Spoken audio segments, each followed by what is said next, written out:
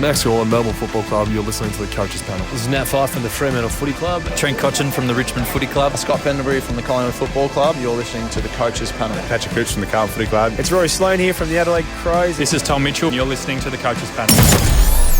Hey friends, it's MJ from the Coaches Panel. I hope you're well, and we are back for another strategy roundtable. Almost, not quite, but almost at the halfway point of your 2023 fantasy season.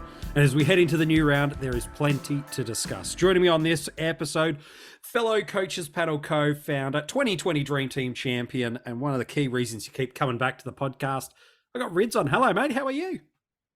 Hey, mate, how you going? So what, did people forget who I am and then, they come back to see what I'm going to say again this week? Or No, I think, let's be honest, one of the key reasons outside of yourself, Minnybug, Kane, and a number of others that are a part of the Coaches Panel throughout this pre-season and season proper, we just want to hear your hot takes. So the good news is, it's a bit old school for us. It's just you and I on the pod for this episode. So I'm keen to unleash some of your thoughts. In a second, we're going to get to our Patreon questions.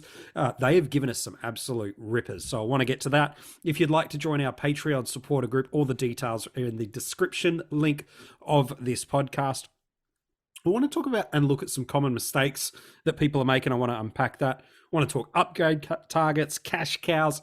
But first off, Rids, this episode's been recorded post the Thursday evening team, so our Friday and Saturday teams. We know who's playing. We've got the extended squads. Any pain, concerns, or things that from the squads that have come out after Thursday night teams? I think Chincotta is the one that we got to talk about, isn't it? He's sitting on an extended bench and they named Boyd as well. So that's a bit of a worry. And it's not just that, it's McGovern's played relatively well. Sard, we know how he's played. Newman has played well. Doherty's played well. And they've got those key position backs through there. So that half-back line, pretty solid. We know their wings at Carlton are relatively solid. And you mentioned not just who's been named on field. If you look as a part of that extended bench, that does start to open up those questions and concerns. Now, the good news is, depending on the time you're listening to this podcast, you might already know. But for most people listening ahead of times, if you're looking at that extended bench with Hewitt, Owies, Kennedy, Fisher, Cottrell, Cincotta, Boyd, and De Koning, there's, Hewitt, let's say he's safely in. De Koning, maybe not. Kennedy probably should. Owies is no certainty. I thought Cottrell was all right last week. Fisher is always floating around in and out of the 22. So if he is out, let's talk that through for people so it's time relevant. And he's been on field, is it just as simple as put your Wilmot, your Bergman, whoever it is, and put him on the field and hope? Or is that a potential trade need for people? No, I think that's as simple as that. I think it's getting to the stage of being so late in the week now. You don't really want to shift left unless there's a real viable option of shifting left. So in this kind of world, if you're absolutely sold on who you were trading into, yeah, by all means, stick with them. See whether you can find another avenue. Maybe it's a Chincotta to a cheaper rookie, like in AF, for instance. Maybe it's a Drury, for instance, in Dream Team and SuperCoach this week. Maybe it might be an option to go to him somehow and then put a bit of money on someone's head. But I think the interesting part for me is we've copped a few injuries in this week. Like that, we've got the Mills, we've got the Setterfield, we've got the Steele likely... question mark on Steele. We've got Mitch Duncan was a relatively growing in popularity, cheap defender that people were looking at. Yeah, but let's talk Steele for a second. Yeah, okay? please. So this is one of my massive issues with Steele right now. Last game of the round, MJ. Mm-hmm. We've got Rossi Lyon making all the right comments about a late out. Yep. Like, we're not going to risk anyone who's not fit. After playing Marshall last week with everything, like we had all the, bells and whistles, and we had all the noise coming out, and everyone was pretty much waiting for Marshall to be laid out. He didn't have that, what was it called? The T2, I think they call it. Yeah, these their days. second training session of the week. Yeah, the T2. So Marshall missed that last week. And that's the one that Ross Lyons said yesterday was the one that you need to actually get through to be named. Yeah, so, and that's about still his captain. So yeah, there's a little bit of uncertainty there, isn't there? There is. Look, there is some benefit, I suppose, for people that are Steele owners. There's no real point saving a trade that late in the week, especially in AFL Fantasy. DreamTeam and SuperCoach, you might have the boost leveler, but the opportunities, you can always look at your bench. But it's GWS, and like, I'm the greatest champion of Josh Kelly going around outside of maybe a couple of others, but outside of him, and even him, I don't know if I'd want to make a Steele to Kelly trade through the midfield. Even a Cogs, we'll talk about DPPs, I'm sure. As good as he's been this year, we're about to get an influx of potentially 3, maybe 4 better premium forwards than him too. So I think you're kind of rolling the dice on the bench and just hoping it goes okay for you. I'll tell you what though, MJ, you wouldn't want to be trading into a round 15 player right now with, like, a lot of our teams are going to struggle in round 15. Well, without an exit strategy, yeah. Yeah, and I mean, you have a look at those teams, mate. You've got they're playing GWS, yeah. So that's the first thing. So it's not going to leave you many options. So you're pretty much going to either have to trade out of him, and so if you're highly ranked right now, it's defensive to move out of him, probably. Yeah. Yeah, it's like, I mean, you think about SuperCoach, for instance, like you would have only just recently traded into him anyway in SuperCoach. Yeah. Maybe via Miller. Oh, every chance. And how unlucky would that have been? Yeah. Yeah. And so, yeah, it's just awkward. If you're in the top 100 in SuperCoach and you own Steele and he's the last one of that buy round and everyone else is trading with their boosts, it's just an awkward spot to be in. So you're almost going to have to run as deep as possible. You know, do you risk the loop? Like, and you're not going to be able to really loop 2 rookies on field because you won't know until very late. So you're going to have to get one hit on the bench emergency. Maybe it's a Sharp. Maybe it's like whoever else is on there. But it's potentially a Harry Sharp this week. And I'm sure we're going to talk about rookies later. Yeah, I want to get to the cows in a sec. Yeah, so Sharp Saturday night. You've got Humphrey Saturday night. You've got Nevitt Saturday early afternoon. Maybe it's Davey Saturday night. But even that, like if you think about the time, and it's amazing how many times this works like this when you've got a few dramas in your teams.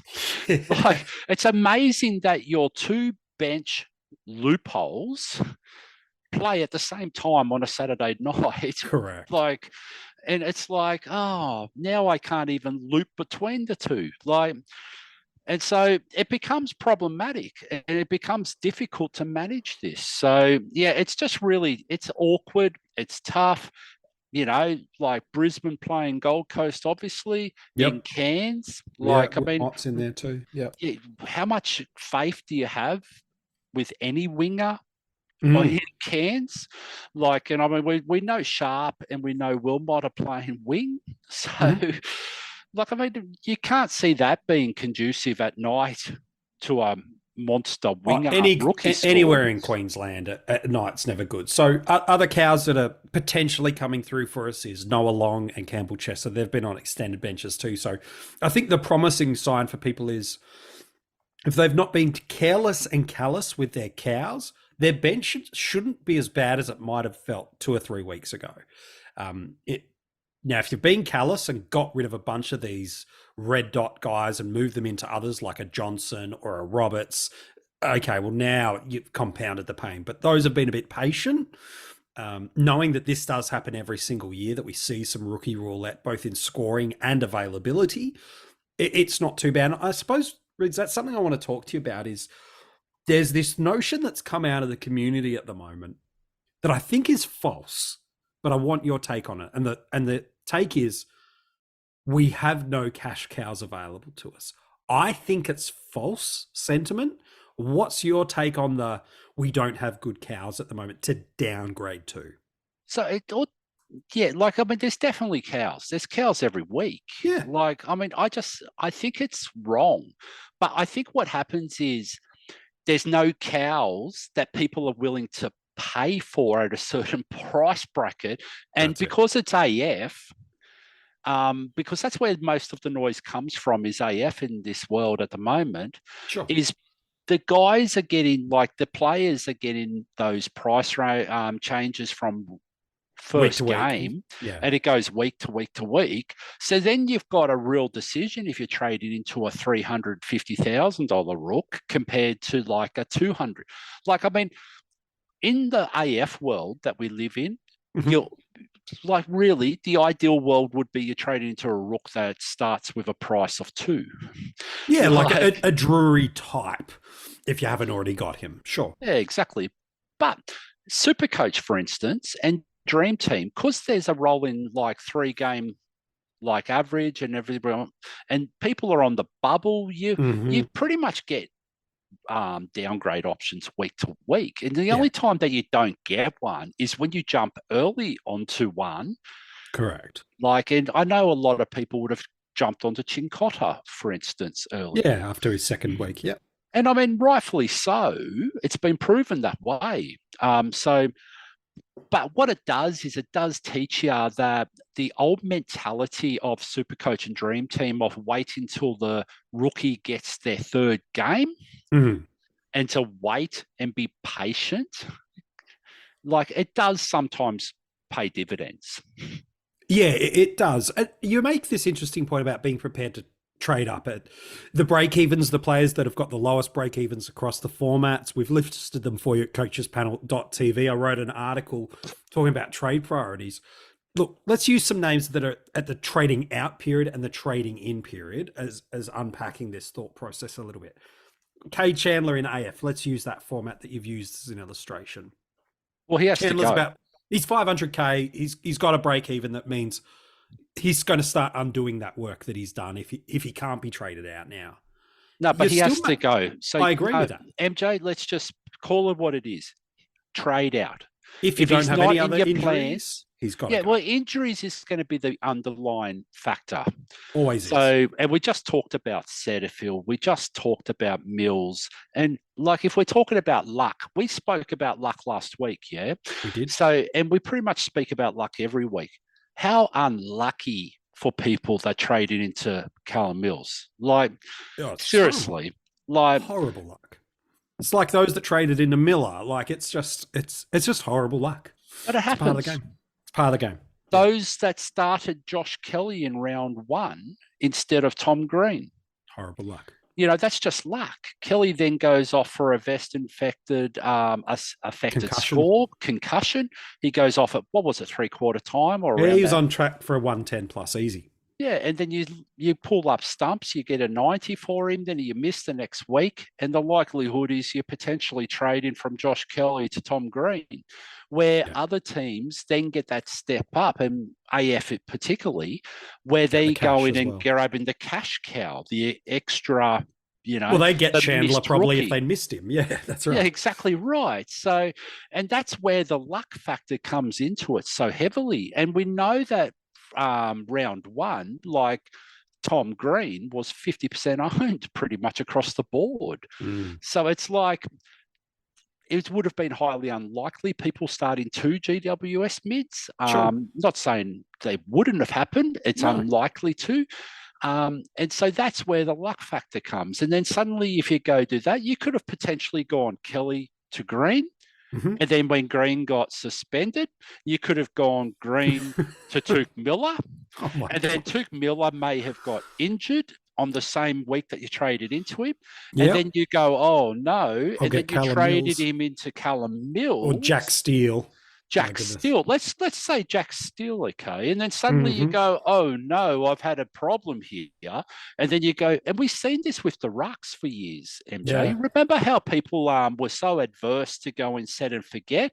And then suddenly we swung full circle, and we're jumping onto set and forget because we hated going from mid-pricer to mid-pricer to mid-pricer to mid-pricer. And like one of the underlying factors, and everyone talks about the obvious, yeah? Oh, when we're looking at people to trade into, MJ, we go, oh, we want to look for value. Okay. Sure. So we go, who's the representative of value this week? And last week, Callum Mills was at the top of that list. No doubt. But what happens is if you cop a bit of bad luck with that, and I think everyone that owns Callum Mills right now is like, they understand this.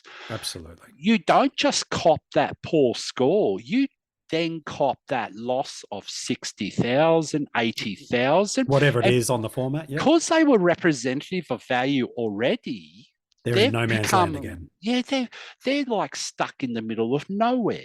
Yeah. Like you need to, let's just use AF for a second. Sure. You need two trades. You need to trade someone out to get cash to then put on top of Callum Mills' head, or you need to sideways to someone who's seen as a risk, or you need to go down to try and generate some cash to make moving it back, again, to get it rolling again. So there's so much to this. And I know that, like, I mean, value 100%. We're all looking for value at the end of the day. Yeah? We're trying to generate money, upgrade our side, get the premium targets we want. Absolutely. But if bad luck hits your value option, you're really up a particular creek without a paddle.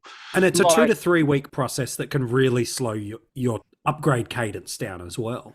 Exactly. And then you think about it, Dream Team at SuperCoach, at least there's a boost aspect where if you hit bad luck, you can hit the boost. You can then try and alleviate that. Or if you get, and it works so many ways, like you can then use that extra trade that you pull it into that week to generate that cash back. But in AF, where you've only got those 2 trades a week and you're using a trade to generate cash to put on a value guy's head who then got injured and lost cash, like it makes a world of pain. Yeah. So, and that's just luck. And it's so unfortunate. No one likes that. Yeah. No, well, it doesn't make you a bad coach. It's just luck's a part of it. Yeah. It's just a part of the game. But that's the risk that's entailed with buying into those value options. And you don't want to predict injuries. You don't and they don't often happen, but we saw it ourselves, MJ. We traded into Tuke Miller, who we saw as representative of value. Yep. He dropped tens of thousands from that 40 score. You think about the poor Callum Mills owners with 3. Even more, let alone those that captained him, my goodness. Yeah, but let's look back, and you asked me specifically about the rooks, okay? And let's have a look at AF, for instance. Sure. We've got Harry Sharp with a -8 break even right now, I believe, is it not? I didn't look at your article, sorry, mate, with your break. Mate, I'll take absolutely all the offence in the world to you not doing it. That's fine. But, that means you've got an option, yeah? Yeah, yes. 290K break even of -7. But that's the point, MJ. 290K. He's not 200K or 220K that we get used to and spoiled for choice, especially earlier on in the season when people are getting debuts and everything else, when teams are trying to work out who their best 22 are and everything else. And again, this is why, look at Seamus Mitchell. Okay, he came out and popped a 95 last week across the board in AF. He's still got a break even of 7. He's still going to make you 50, 80, 90, 100,000, whatever it is over the next 3 to 4 weeks running up to his buy. But you're paying 400K. But the problem is you're paying 400,000 to it. Well, so Bailey Humphrey's in that same category. You could probably put... Well, here's another one. Mitch Nevitt. They're more in the mid-300s, but it's the same process. But what about everyone wants the quick generator, okay? And a couple of weeks ago, I told people and I explained it the best I could, was you need those rookies with the highest scoring potential to actually make the cash quicker. But how about the slow burn ones? Now, years ago, we used to love these ones because they had the best job security. Now, I'm going to name a name that is not showy or anything else. And I think Louis been big on him since day one, and that's Artie Jones. Yeah. In fact, he is possibly the best job security rook of the year. Well, and he's in top 5 in SuperCoach break-evens. He's got a break-even of minus 34 in that format. It's not as great in Dream Team and Fantasy, but again, he's one of the better ones and with around 15 buy. But he's 320,000. That's the problem. Now you're trading in AF. Like now you're trading into a guy. He's made 100,000, 120,000. He's got a break even of 3. But the problem is his floor or inconsistency of high scoring potential isn't enough to make you enough from that price point now. Anymore. Yeah, correct. Or will at least have confidence over it. Now, Sure. he might come out and pop 3 90s in a row and he makes 150,000. And you look like a genius. Sure. But the thing is, like, I mean, do you have the confidence that's going to happen? No, I don't. I don't think anyone would. And that's the problem. So it's really, we've got to wait and we've got to get lucky now. We had that discussion last week about Dylan Williams. Now, everywhere I was listening to on podcasts, and because I was talking about doing that analysis, a bit of better understanding, they were all saying he is a rookie. Do not go into him because he's too much. Sure. Yeah, but he came out and popped a 60 last week, and the poor kid had cramps going on. I've never seen anything in my life. He was off the field for ages in the third quarter too. And he popped a 90 the week before, and he was only 350. Now, he made, what was it, 60,000 last week from memory?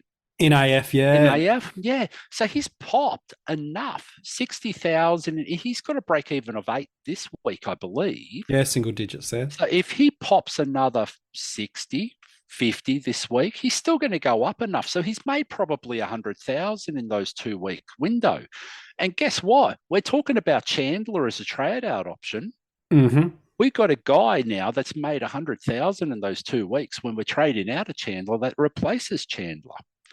Well, that's right. You've got options. You've got Williams if you don't have him. You're only making 100K, but you're regenerating the cash. Humphrey, you're only making 140K, but you're also restarting the cash generation. Nevitt, restarting the cash generation, but only making another $170,000. So this is the way in AFL Fantasy, and to an extent in Dream Team and SuperCoach too. You've got to be able to do it and not just go, I'll go all the way down to the basement guy that's 123 in SuperCoach or 191 in Dream Team. Like you have to find these other ways to remove that cash.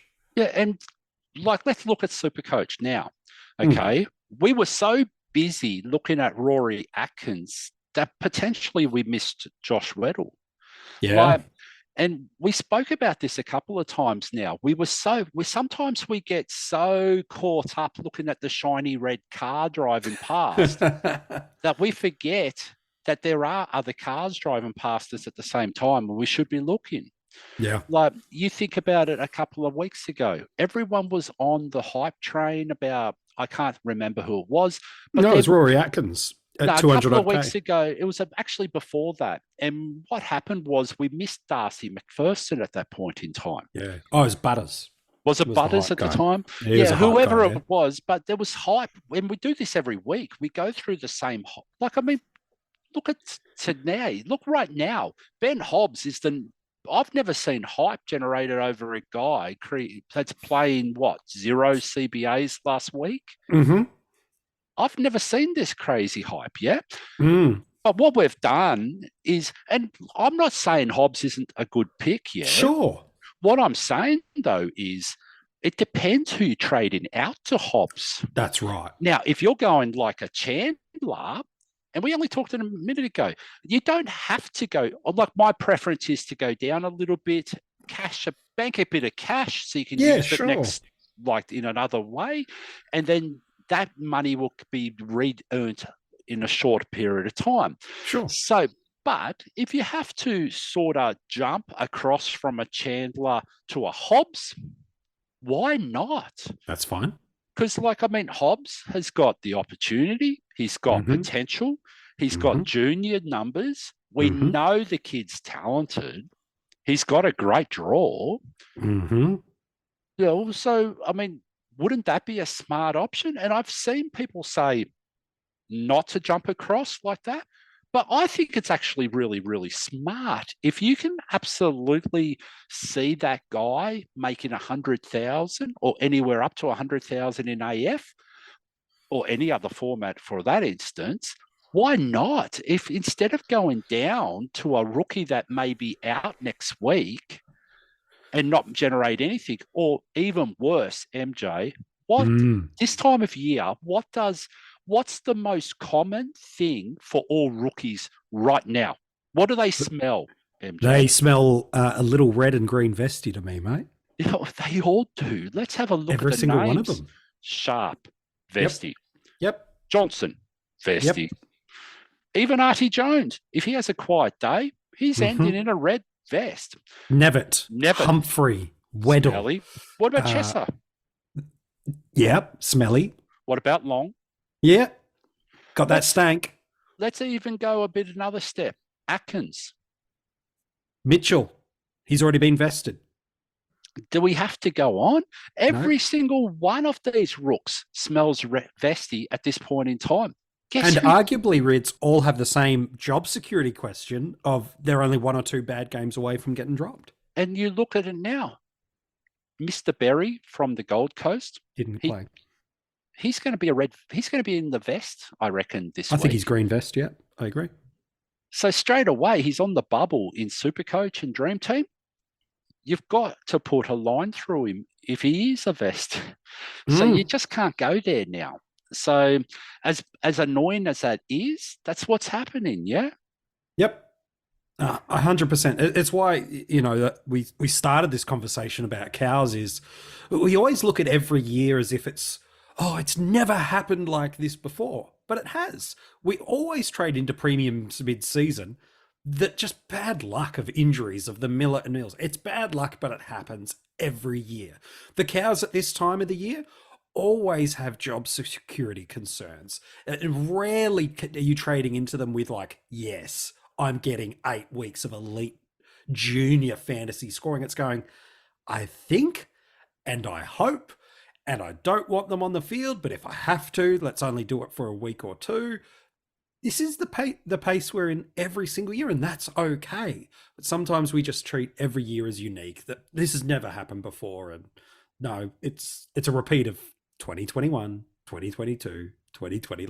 This is what fantasy footy is this time of the year. And we just got to suck it up. Yeah. Whatever happens, happens, yeah?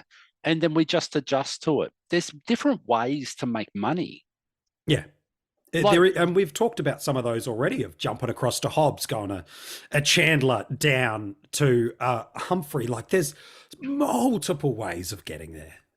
Yeah, so there's ways of going, we call it a broadbent only because some moron bloody did a stupid, crazy thing a couple of years ago and got Matty Broadbent in with a minus negative.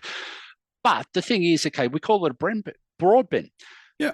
AF, you got 2 trades, potentially 3 trades a week coming up through the buys. Yeah. Why not? If you need to take a premium who's absolutely flown for you and you want to go and trade into a cheaper premium who you believe is going to average 5 points less let alone between now, something that's really close to the mark, and it gives you 150, 200,000.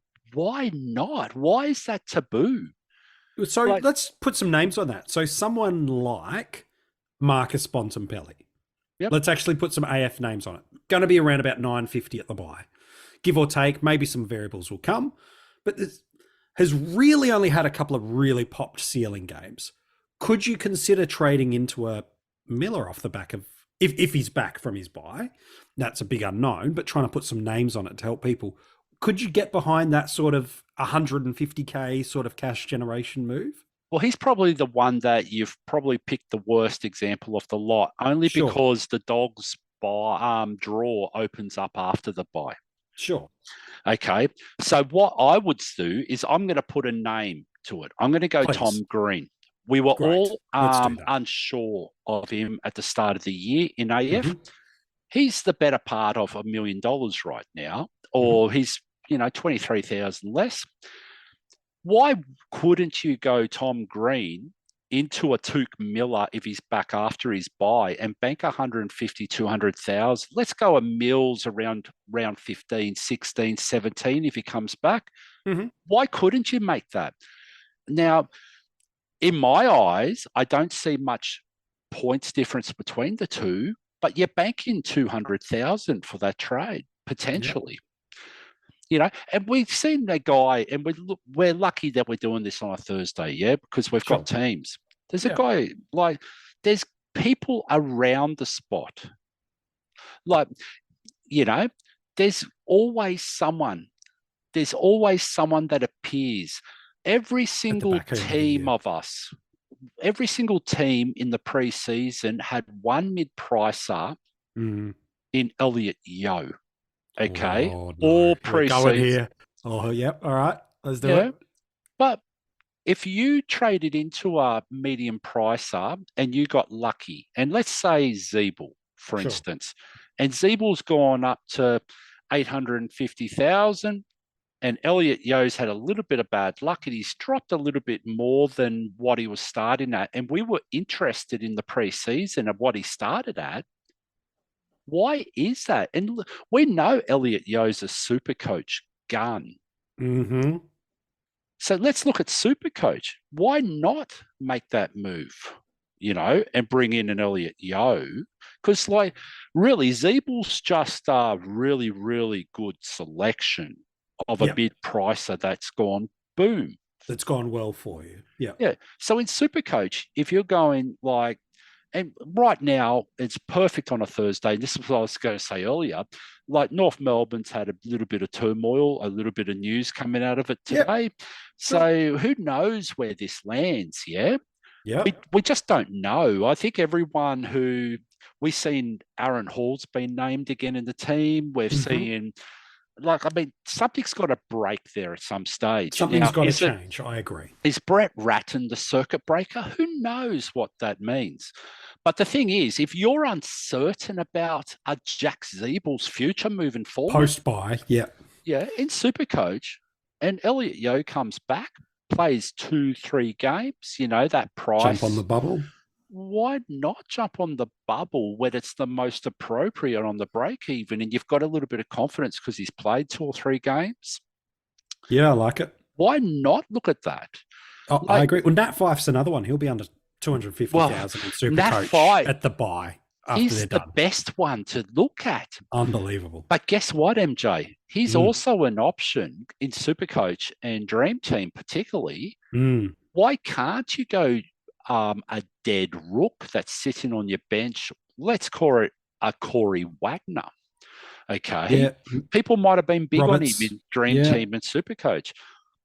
Why not just spend that extra 50, 100,000, whatever it is, and get yourself a swing bench mid to forward F7 to M9 swing guy? And with potential of being 100 on field if it's ever needed. Mate, we're already hearing stories about Fyfe getting more and more mid-time when he comes back, and he's playing this week in the 22. Yeah, I think he'll get red vested this week, just as part of that management too. Well, I think Johnson is 100% locked into the green vest, and I think it makes even more sense that Fyfe will be the red vest if that's the case. I think that's right. You've done some really nice work there helping people unpack and process some movements both now and in the next couple of weeks. I want to throw some names at you, and then we've got to hit some of our Patreon questions about guys that are in that upgrade cadence. There's some guys that I think from a maybe you could say they're ripe for the picking. I want to get your thoughts on them. First name out of the gate, I want to talk to you about Zach Merrett. No Parish, no Setterfield, and a 4 weeks fixture that is really opening up. This Saturday night, Dreamtime at the G against Richmond, West Coast, North Melbourne, Carlton. Is this and coming off not the perfect month in terms of his scoring, is this a real easy midfield premium to go after for those that need that premium mid upgrade? Yeah, of course it is. So it's easy. It's easy picking.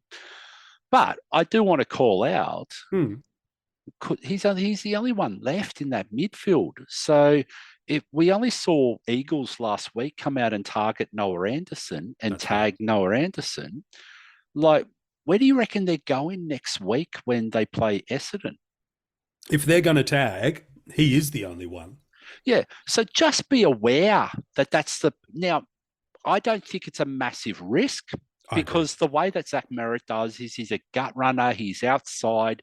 He doesn't really rely on centre bounces and around stoppages or anything like that. He will find a lot of ball. He will. And the way that Essendon's game plan is, it's really made for Zach Merrett to actually go big. So I don't see any risk in that. I think he has to be in the top 3 or 4 premium trading targets this week.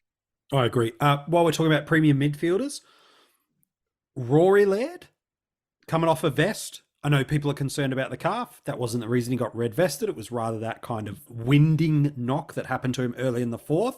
Is he still a trade-in target for you, or is he now a post-buy option? No, he has to be, doesn't he? He was on 100 points at 3/4 time when he got traded, when he got vested. Yep. He was moving the best I've ever seen, like this year. I don't think I've seen him move better. So I think people get so, and I mean, why wouldn't the coach put the vest on him? He's bloody important to them, yeah? 50 points up with a quarter to go. Like, there's nothing to gain. Well, exactly. So what? And it was against the quality outfit.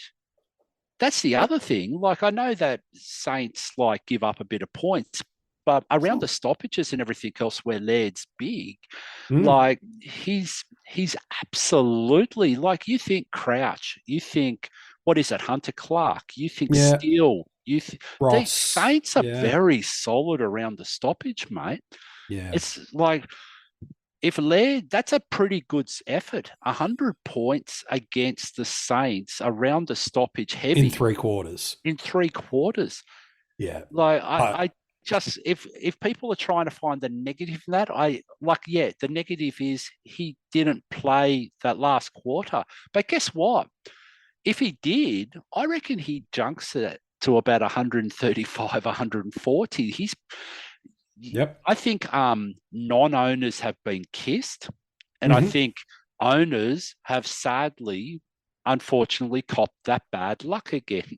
And I mean, as a Rory Laird owner from day one this year, it's been an awful experience. Like, and it's bad luck. It's not a bad selection. It's bad luck. Oh, it's sometimes, like, I mean, that humidity game in round 1 against GWS. Sure.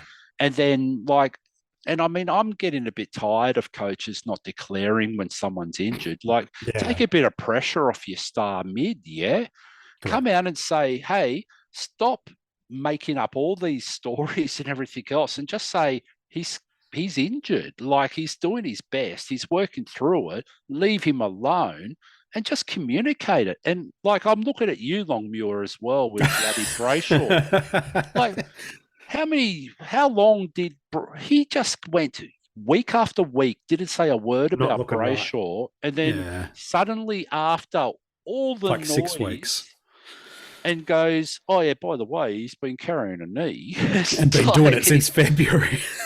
And it's like, thanks, mate.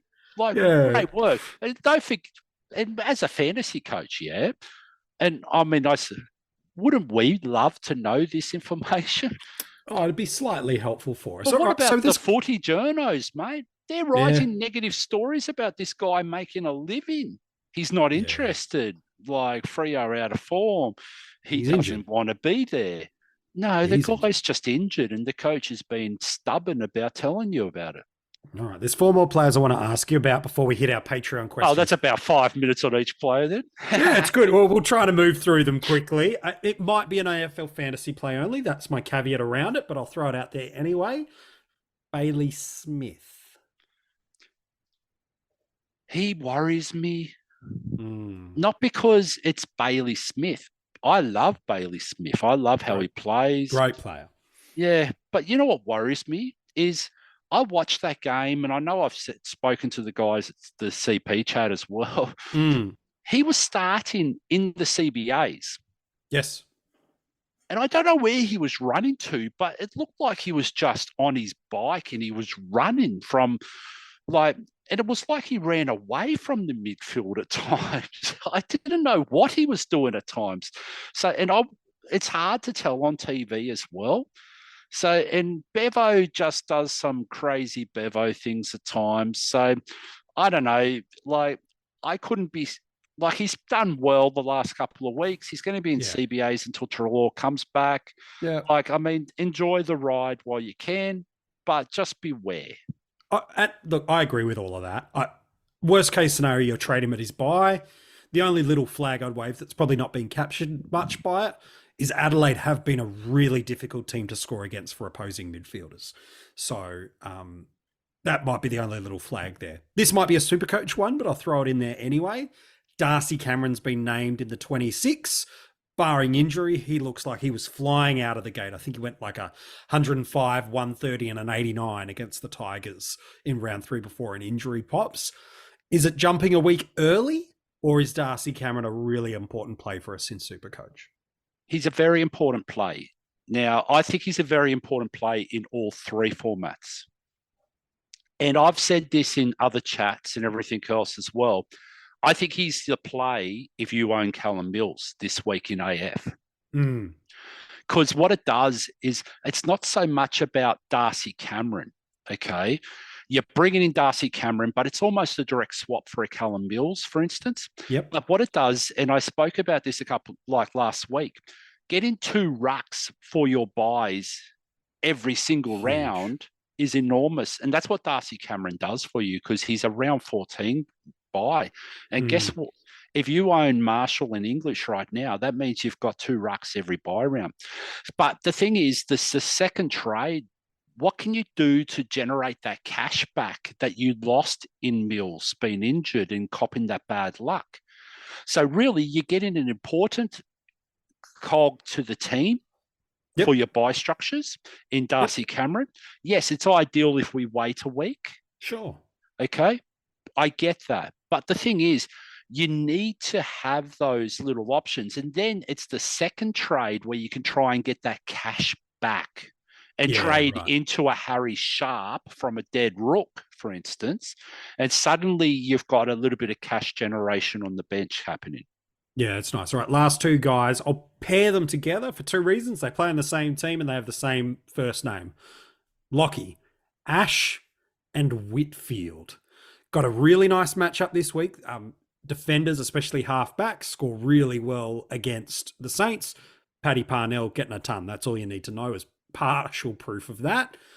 Is there a preference for you in either format or player, or is it kind of irrelevant about which of those 2 Lockies are considerations for you?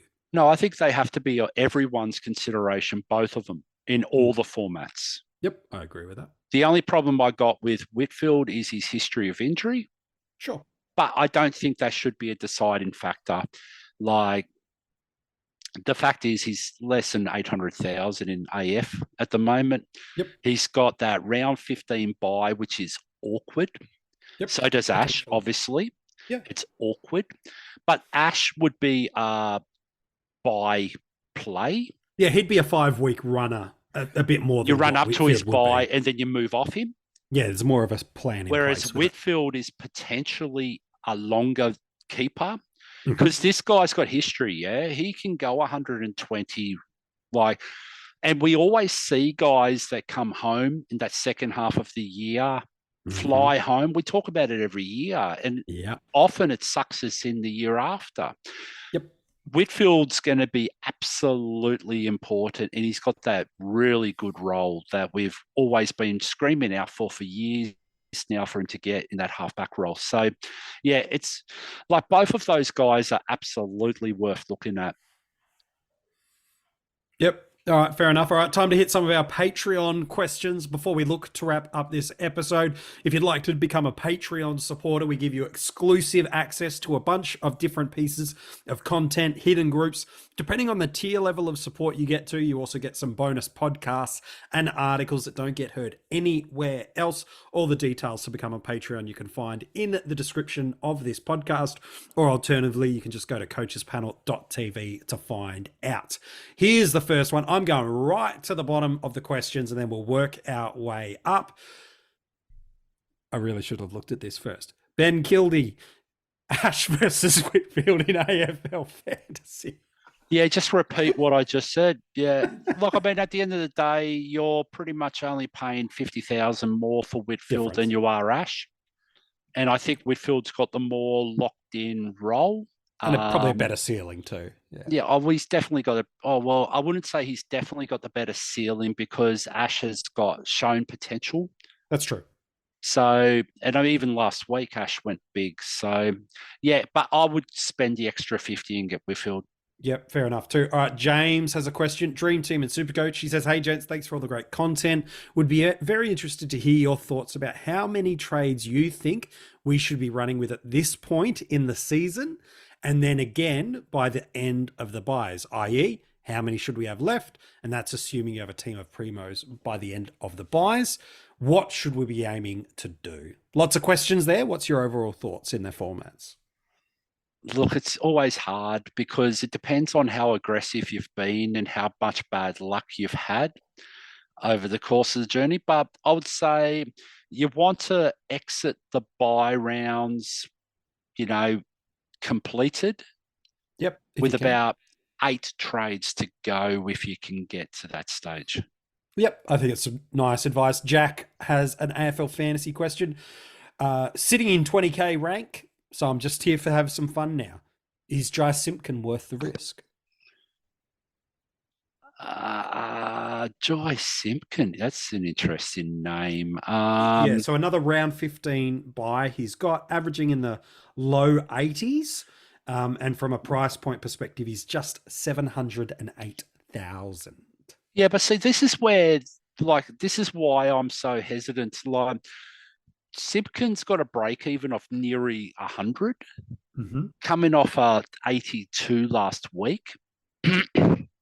So, what is he? Is he a point play? Is he a cash play? Like, I don't understand. Is it trying to get out of jail with Mills play? Like, what are you doing? Yeah. If you're trying to get out of jail with Mills, then potentially. Sure. But the thing is, you're not going to make any cash out of it. What you'd like to do, and this is why I mentioned the Darcy Cameron thing just earlier, is you're bettering your team for the buys, and then you use the second trade to try and generate that cash back. I don't know what Simpkin really does, and what he is going to do is he's going to drive you bloody nuts. That's what he's going to do because he's just a frustrating guy to own.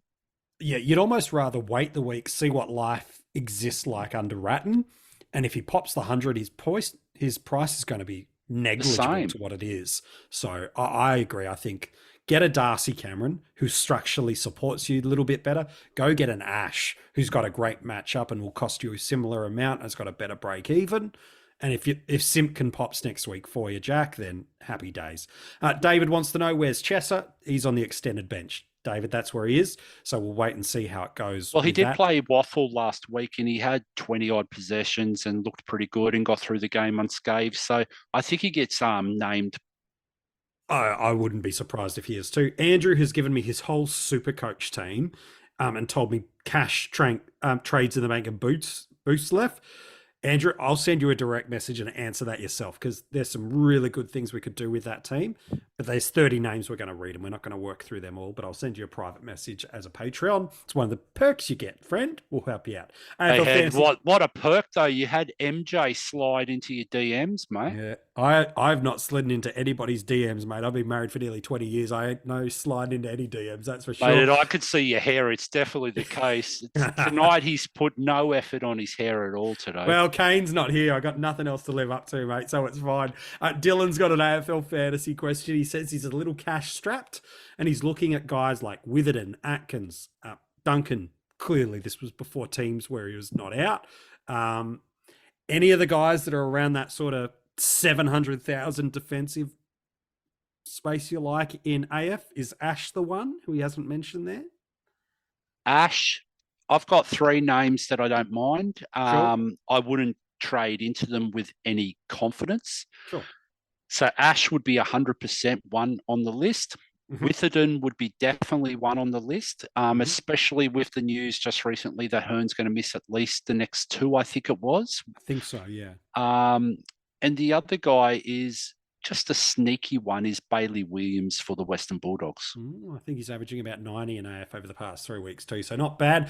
Hodgie from AF has a question as well. Perryman or Kennedy? Both about 650k, can run to the final bye. Kennedy's probably the better scorer, but the bigger sub risk. Either of those two you like? Nah, I don't. No, fair enough. I don't blame you. Talk to me about Kennedy, by the way, because I've seen his name pop up through the community a little bit.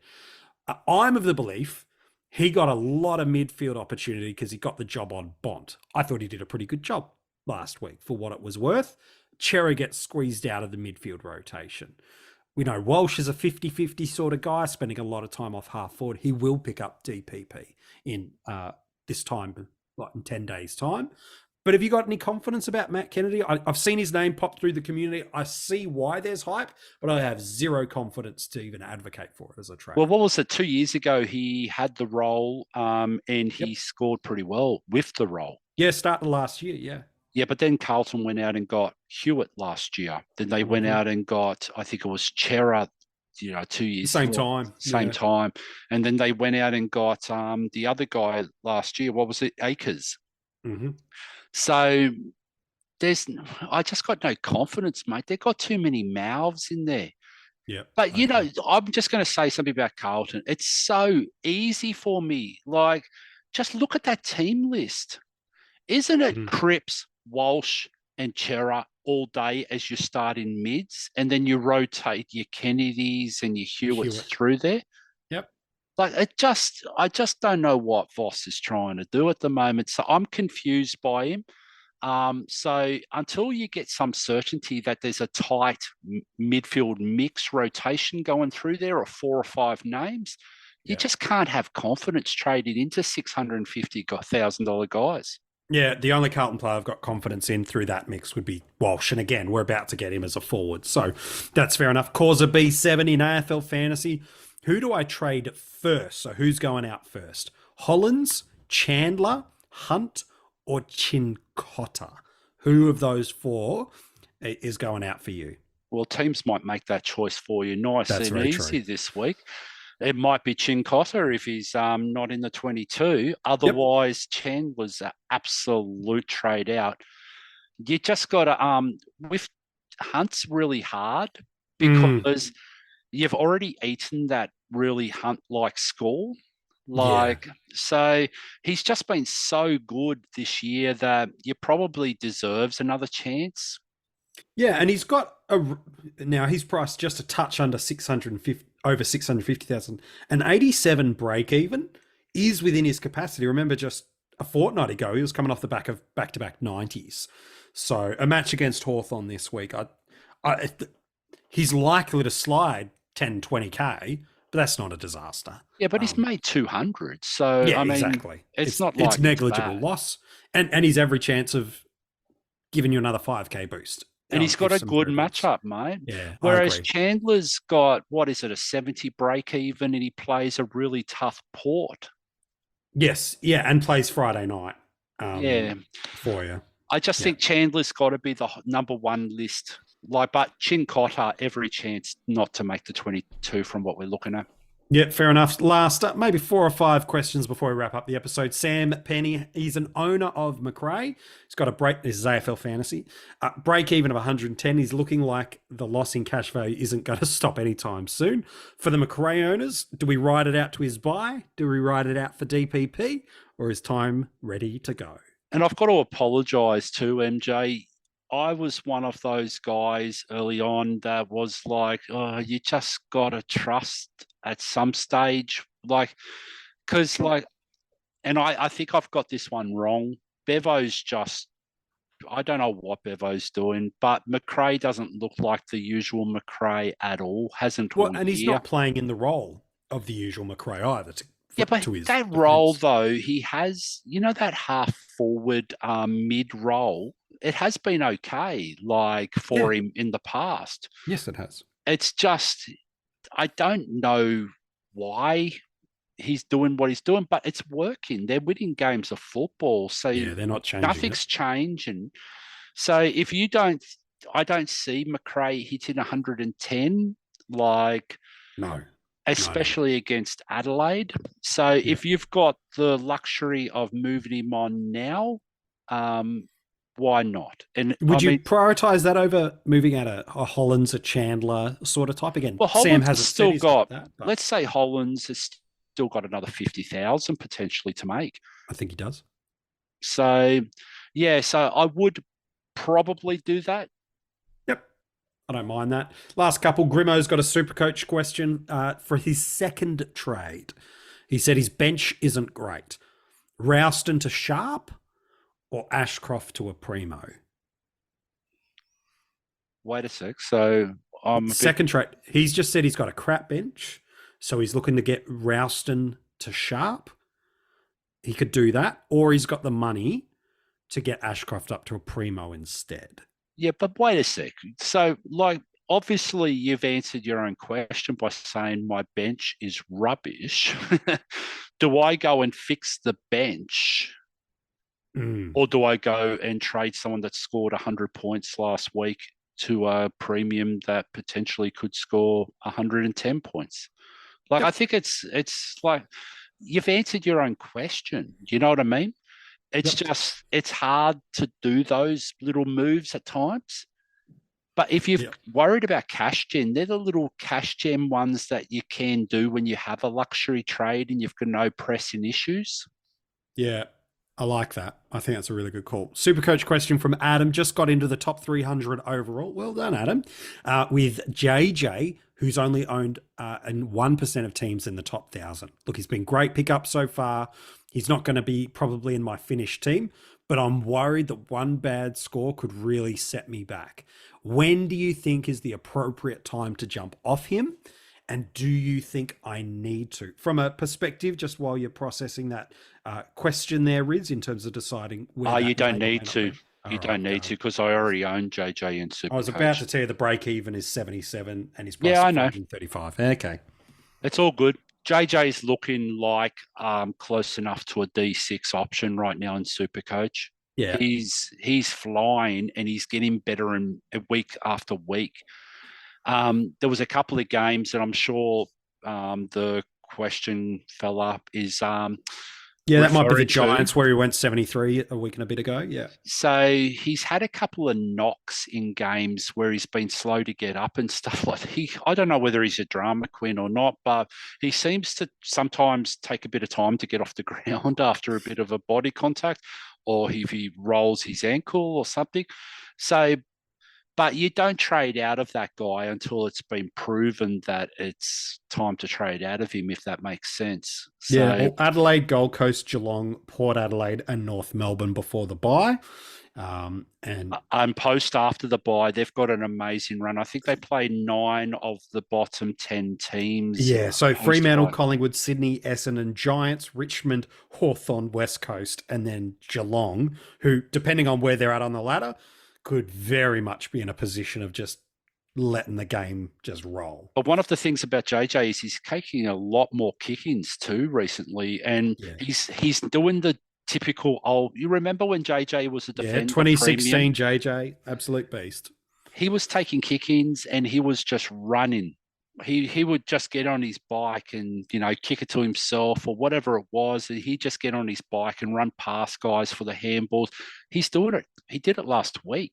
He even took kick-ins, didn't run out of the square, which I got infuriated with, chipped it to someone, and then ran past and got the extra kick on the way back through. And it's like, oh my God, just run out this, just take your step out of that square for God's sake. But he's looking great. Yep, I agree with that. All right, last couple before we wrap up this podcast. JP Fan 3, one of the most active Patreons we have. Love getting messages from him almost every single day. The dude's a beast. Well, you've slipped into another lot of DMs, have you, MJ? No, he just sends them to me, mate. Please sort yourself. No, that doesn't hold up in court, does it? SuperCoach, 3 outs. Hopper, Chandler, Davey. Using his second last boost, he wants to bring in Clary, Humphrey, and Drury. Your take? Yeah, just do it. Yeah, I'm a big fan of that one too. Second last one, Ian McRae, again, long-time supporter of the coaches panel. The big fella. Yeah, big. We love Ian. He's not in my DMs. If your season's gone down the toilet, you're drinking too many bourbons at the trade table, who's a couple of players that might just be fun to own for the rest of the year? Does he? This is big fella, so he's probably talking about Dream Team, is he? Yeah, he hasn't given me a format, but it's pretty safe. Yeah. Yeah, go jump on. Oh, that's interesting. If It'd be a fun ride for a dozen weeks. Bontempelli's a fun ride. He'd be fun. Yeah, I think Walsh would be a fun ride. Yeah, I'm a Walsh owner in that format. It's been very enjoyable for 5 weeks. I tell you what, and I only mentioned his name before, I reckon Hobbs might be a fun ride if he gets that right role. For long enough? Yeah, because he's got the blonde hair. You notice him a fair bit. Yeah. Like, I tell you who's not a fun ride. Oh, no. Here we go. Jack Zeeble. Oh, that'll be a nervous ride. Yeah, don't do that to yourself, big fella. Yeah, so don't do that one, mate. Yeah, all right. And last one, Causa B7. Who in SuperCoach out of Clary and Petrarca and Sharp or Humphrey, Sarong and Stewart do I choose? Which of those combinations do you like? Sorry, can you repeat that? Yeah, Clary and Sharp or Petrarca and Sharp. So that's one. Or Humphrey with the other being a Sarong and Stewart. Which of those incarnations do you like? I'd probably lean towards a Petrarca / Oliver and then Sharp as the extra reason. I don't love Sharp. Sure. But he's going to make... Humphrey feels a better cow in SuperCoach over Sharp to me. Yeah, Humphrey does. But you're paying for it. But Humphrey did have that shocker just recently. So, yeah, he did. And I mean, again, I know that every rookie at the moment smells Vesty. I'd rather a Vesty 120 than a 200. Yep. And I think that's a fair enough shout too. Hey, Reds, you've been an absolute superstar on this episode, as you have been every single podcast you've been on with us. I appreciate your work, my friend. Easy. If you want to go back and listen to this or any of the other podcasts we've done throughout the season or the preseason, you can get them wherever you've been listening to this episode. There's a couple of new articles online at coachespanel.tv, the break-even, some trade priorities and some other stuff. All the details for where you can go and look at those articles, coachespanel.tv. If you're on Twitter, Facebook or Instagram, just search for the handle at coachespanel. You can get in touch with us. We'd love to do what we can. And of course, if you have enjoyed the content you've got from us this year, through the preseason or over the past couple of years you've been playing fantasy footy, you can become a Patreon. All the details to support the Coaches Panel you can find in the link of this podcast. Good luck this week. We hope it goes well. Whatever the bullets you've held, whatever the challenges you've had, we hope you find a way to work through it this week. And we can't wait to chat to you in our Roundtable strategy episode.